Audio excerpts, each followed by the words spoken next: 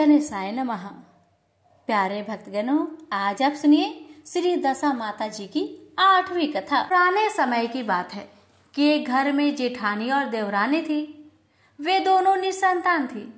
वह मेहनत मजदूरी करके पेट पालती थी। दोनों व्रत पूजन कुछ भी नहीं करती थी। एक दिन दोनों प्रातःकाल गांव में आग लेने गई। उस दिन गांव में दशा माता का पूजन था, इसलिए उन्हें किसी ने वहां से आग नहीं दिया। आग ना मिलने पर जेठानी देवरानी से बोली, आज हम दोनों का भी व्रत रहेगा। शाम को आग मिलने पर ही रसोई बनाकर भोजन करेंगे।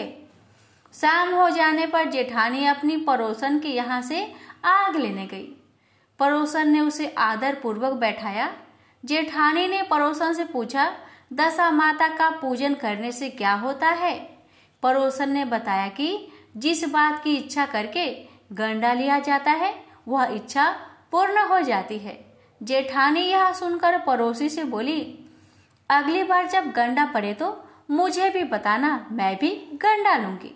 जेठानी वैसे ही आग लेकर घर से बाहर आई तो उसे गाय चरकर आती दिखाई दी। ग्वाला पीछे आ रहा था। उसके कंधे पर एक बछड़ा था और एक गाय बछड़े को चाटते हुए चल रही थी। पड़ोसन ने ग्वाले से पूछा, तुम्हारी गाय प्रथम बार ब्याही है या दूसरी बार या तीसरी बार? ग्वाले ने बताया कि पहला ब्याह है। पड़ोसन ने फिर पूछा, गाय ने बछड़ा दिया है या बछिया? ग्वाला बोला, बछड़ा है।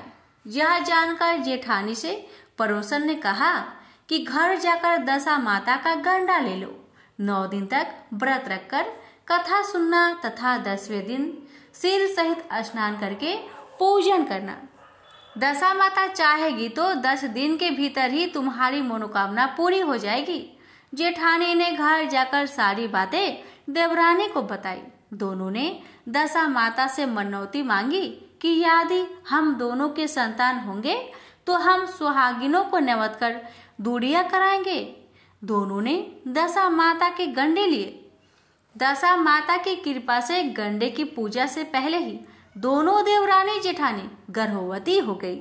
9 महीने 9 दिन के बाद दोनों के यहाँ 2 लड़के ने जन्म लिया। लड़कों का नामकरण संस्कार के बाद देवरानी ने जेठानी से कहा, हमने जो सुहागिनों को न्योतने की मनौती मांगी थी उसे अब पूरा करना चाहिए। जेठानी ने कहा कि अभी ऐसी क्या जल्दी है, जब लड़कों का अन्नप्राशन संस्कार होगा तब सुहागिनों को न्योत देंगे। लड़कों का अन्नप्राशन संस्कार हुआ तब देवरानी ने जेठानी से सुहागिनों को न्योतने की बात कही, परंतु जेठानी ने बात को टाल दिया और कहा कि लड़कों के मुंडन संस्कार पर सुहागिनों को न्योतेंगे। होते होते कुछ समय बाद लड़कों का मुंडन संस्कार भी हो गया। देवरानी ने जेठानी को सुहागिनों के न्योतने की बात कही तो जेठानी बोली, लड़कों की सगाई के समय ही सुहागिनें न्योती जाएगी।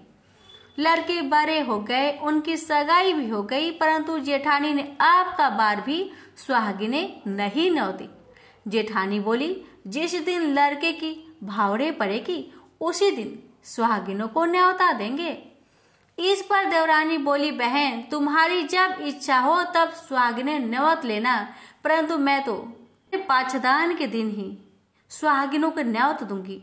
देवरानी ने मंडप पाछंद के दिन ही सुहागिनों को न्योत दिया, परंतु जेठानी ने कुछ भी परवाह न की। मंडप पाछादन के बाद मृतिका पूजन करके दोनों दूल्हे बारात सजाकर बैंड बाजा सहित ब्याहने चल दिए। देवरानी के बड़े बेटे का ब्याह बड़ी धूमधाम से सकुशल पूर्ण हो गया, परंतु जेठानी के सुहागिनों को न्योता नहीं दिया था। इसलिए दशा माता ठीक भौड़े के समय उसे हर कर ले गई। दूल्हे की सहसा गायब हो जाने के कारण वर कन्या दोनों पक्ष में हाहाकार मच गया। उसकी बारात खाली हाथ घर लौट आई, परंतु लड़की की माता बड़े संकट में पड़ गई कि यह अधब्याही लड़की से कौन ब्याह करेगा। पड़ोस के चतुर सुहागिन ने लड़की की माता को समझाया कि ब्याह का जो सामान बचा है उस सामान को लड़की के हवाले कर दिया जाए। लड़की मांगते भिखारियों को सदाव्रत देने लगी। एक दिन साधु तीर्थ यात्रा करता हुआ आया। गांव से दूर घने जंगल में एक पीपल का पेड़ था। लोग इस पीपल के पेड़ को पारस पीपल कहते थे। उसी पेड़ पर दशा माता का निवास था। साधु चलता चलता शाम को उसी पेड़ के नीचे ठहर गया। झाड़ूदार ने आकर उसी पेड़ के पास मैदान में झाड़ू लगाई। भिश्ती ने मश्क से वहां पर छिड़काव कर दिया तथा माली ने वहां फूल बिखेर दिए।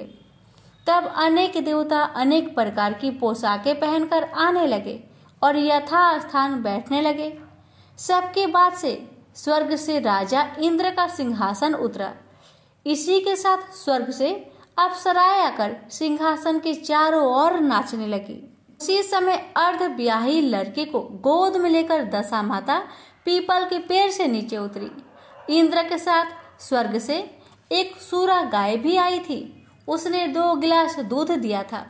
लड़के के अर्ध ब्याही भाग का 1 गिलास अलग रख दिया। दूसरे गिलास का दूध पी लिया। जब तक अप्सराओं का नाच गाना होता रहा, दशा माता लड़के को गोद में लेकर बैठी रही। प्रातः काल होते ही ताओ का दरबार भंग हुआ। साधु भी वहां से चलकर गांव में आया। साधु महाराज गांव में भिक्षा मांगते मांगते अर्ध ब्याही लड़की के घर पर पहुंचा। लड़की ने आदर पूर्वक साधु को बैठाया और भोजन तैयार किया। लड़की ने 3 पत्तल परोस कर रखा।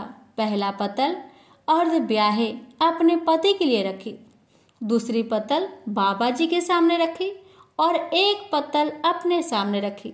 बाबा ने अपने आप कहा, वह जो बात मैंने रात वहां देखी यहाँ भी देखने को मिल रही है। साधु बाबा ने बात टालते हुए कहा, हम बैरागी लोग ऐसी अनेक बातें कहते रहते हैं, तुम्हें ऐसी बातों से क्या मतलब?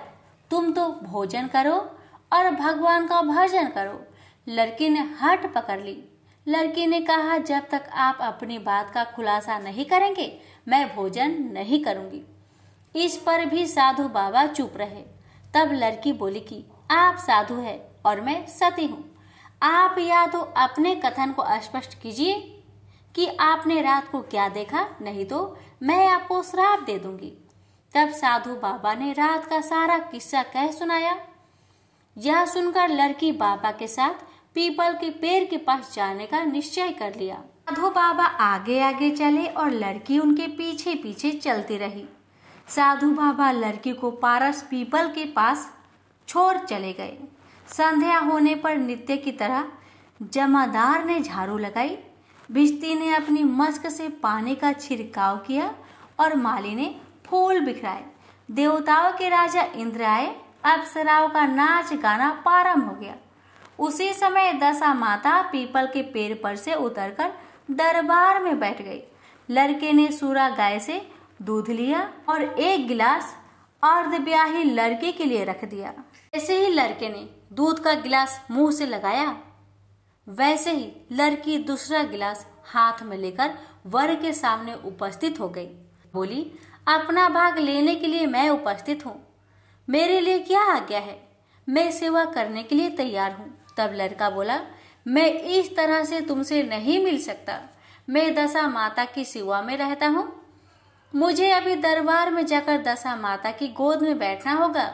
यदि तुम्हें मुझसे प्यार है तो दशा माता को प्रसन्न करके उनसे मुझे अपने लिए मांग सकते हो, तब मैं तुम्हारा हो सकता हूँ। लड़का दूध पीकर दशा माता की गोद में जा बैठा।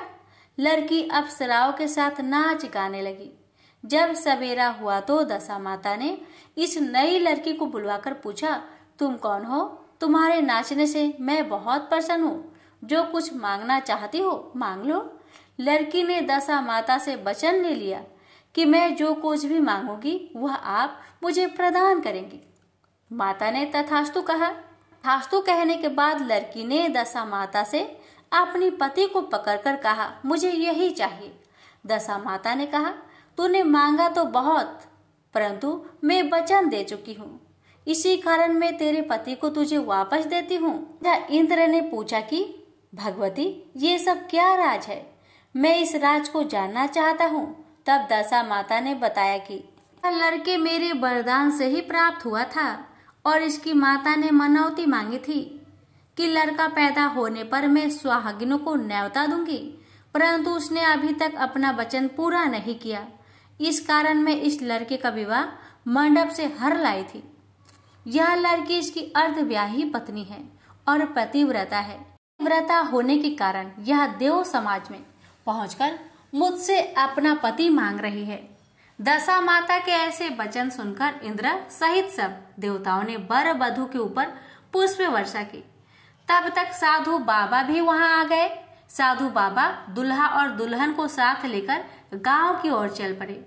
जब ये तीनों गांव के समीप पहुंचे तो गांव वालों ने दुल्हा दुल्हन को देखकर लड़की के पिता को सूचना दी कि तुम्हारी पुत्री अपने दुल्हे के साथ आ रही है। इस दिन से लड़की चली गई थी तो उसके पिता ने पदवाद के डर से बाहर निकलना बंद कर दिया था। गांव वालों की यह भी बात सुनकर उसने घर के किवाड़ बंद कर दिया। उसने समझा लड़की साधु बाबा के साथ आ रही होगी, इसलिए लोग मेरी उपहास कर रहे हैं। जब गांव के गणमान्य व्यक्तियों ने भी यही बात बताई तब उसने घर के किवाड़ खोलकर बाहर निकला और देखा सचमुच उसके द्वार पर दामाद और लड़की खड़ी थी। उसकी प्रसन्नता का ठिकाना नहीं रहा। लड़की के पिता ने इस खुशी के मौके पर बहुत दान पुण्य किया और फिर से विवाह की तैयारी की। लड़की ने अपनी माता से कहा कि इस तरह से विवाह नहीं होगा, पहले दुल्हे की माता सुहागिनी को न्योता देकर बारात लेकर आए, तब विवाह के नेक पूरी किए जाए। लड़की के पिता ने लड़के के घर पर खबर भेजी। लड़की की मां ने पहले सुहागिनों को न्योता दिया, तब बारात चली। बड़ी धूमधाम से विवाह हुआ। वर वधू दोनों अपने घर आ गए। वधू की खुशी में लड़के की माता ने दोबारा सुहागिनों को न्योता दिया। उसी समय से विवाह के भौरे के दिन वर के घर पर सुहागिनों को न्योतने की प्रथा चली आ रही है। दशा माता ने जिस तरह सती की दशा बदली, वैसे वह सबका कल्याण करे। प्रेम से बोलिए श्री दशा माता की जय।